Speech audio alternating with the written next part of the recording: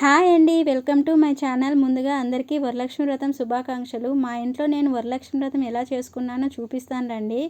పొద్దున్నే గడప శుభ్రంగా కడిగి పసుపు పట్టించి కుంకుమ బొట్లు పెట్టుకుంటున్నాను. అలాగే తులసమ్మకు కూడా పసుపు కుంకుమ పెట్టానండి. ఇక మా బావ అయితే గుమ్మానికి తోరణాలు కట్టేశారు. ముగ్గు చిన్నదిగా ఉంది అనుకుంటున్నారా? మేము సెకండ్ ఫ్లోర్లో ఉండటం వల్ల తిరిగేకి స్థలం సరిపోదు అనేసి ముగ్గు ఎప్పుడు చిన్నగానే వేసుకుంటాను. అమ్మవారిని కూర్చోపెట్టే స్థానం కోసం ముందుగా టీపాయ్ శుభ్రం చేసుకొని బియ్య పిండితో ఇలా పద్మ ముగ్గు వేసుకుంటున్నాను.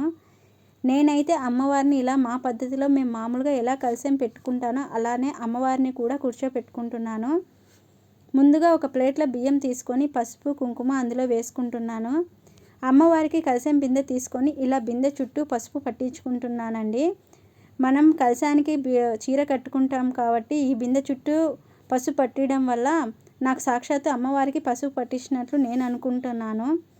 పసుపు పట్టించిన తర్వాత కుంకుమ బొట్లు చుట్టూ పెట్టుకుంటున్నానండి. అమ్మవారి కోసం తీసుకున్న చీరను ఇలా నిలువుగా 2 మడతలు వేసుకొని చీర కుచ్చుళ్ళు అయితే చిన్నగా పెట్టుకుంటున్నాను. నాకు ముందుగా కుచ్చుళ్ళు వేసుకొని పెట్టుకునే కంటే ఇలానే నాకు ఈజీగా అనిపిస్తుంది. నేను చీర కట్టడంలో కానీ అమ్మవారిని అలంకరించడంలో కానీ మా బావ నాకు చాలా బాగా హెల్ప్ చేస్తారండి. అమ్మవారికి చీర కట్టిన తర్వాత ఒకసారి కుచ్చుళ్ళన్నీ సరిచేసుకుంటున్నాను. ఆ అమ్మ ఆశీర్వాదంతో ఈసారి నేను వెండి కలశం చెంబు అయితే తీసుకున్నానండి. నాకు చాలా రోజుల నుండి ఈ కోరిక అయితే ఉంది.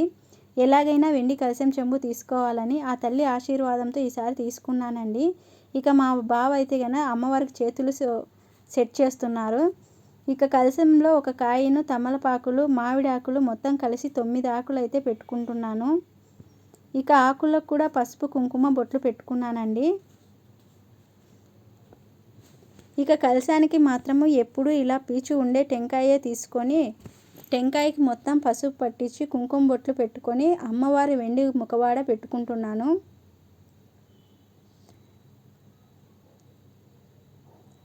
ఫైనల్గా అమ్మవారిని ఇలా అయితే అలంకరించుకున్నానండి.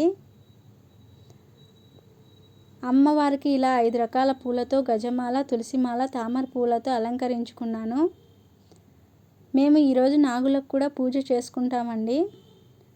నాగులకు కూడా పూజ చేసుకొని వచ్చిన తర్వాత ఇలా నేను మా బావ తోరాలు కట్టుకున్నాము.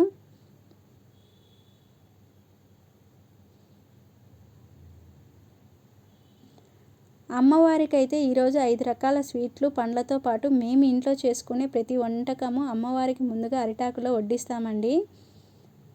సాయంకాలం అమ్మవారికి ప్రసాదంగా నా పెరుగన్నము, నానబెట్టిన శనగలు నైవేద్యం పెట్టుకుంటానండి. ఇక మొదటగా మా అమ్మాయి కాళ్ళకు పసుపు పట్టించి కుంకుమ పెట్టుకొని మొదటి వాయనం తనకైతే ఇచ్చానండి. మాకు బెంగళూరులో అందరూ సాయంకాలం సమయాన్ని ముత్తైదువలు వాయనాలకు పిలుస్తారు. నేను వరలక్ష్మి వ్రత కథ పుస్తకం వ్రత కథను చదివి అందరికీ వినిపించాను.